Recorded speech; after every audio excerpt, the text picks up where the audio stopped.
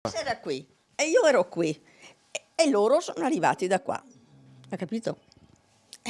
E cosa fai? Aspetti e poi addirittura avevano preso la mia borsa, quella di plastica, e io ho fatto no, questa è mia, questa è mia. Ersilia Ferraiuolo, 82 anni, è la cliente che si è trovata faccia a faccia con i rapinatori del market CRAI di San Vito di Altivole. Coraggio e sangue freddo non le sono mancati. Che da shock potevo stare anche zitta, per quello non ho detto niente di male, ho detto solo mi sembrava assurdo che prendesse una borsa vuota. E pensare che Ersilia si trovava al market per acquistare una lampadina, il suo pensiero era quello di illuminare casa proprio in funzione antiladri. Vado da Maloscio, vado a prendere le lampadine e faccio un po' di spesa.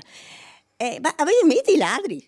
E questo che quando sono arrivati, ma guarda un po', ci pensavo e sono arrivati. Questa.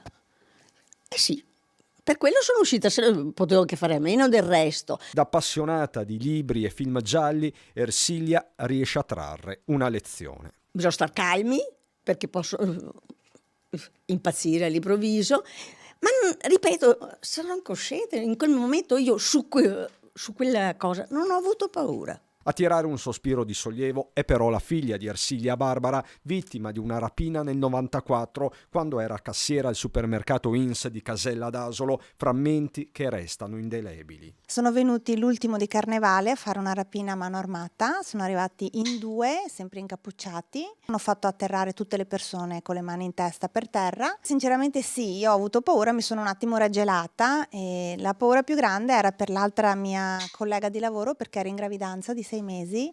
Per fortuna non ha perso il bambino perché ha preso uno spavento enorme. Cambiano i tempi ma non la violenza. Ersilia, una vita da fotografa ad Asolo, vuole sdrammatizzare. Poi la cosa da ridere fa è al telefono.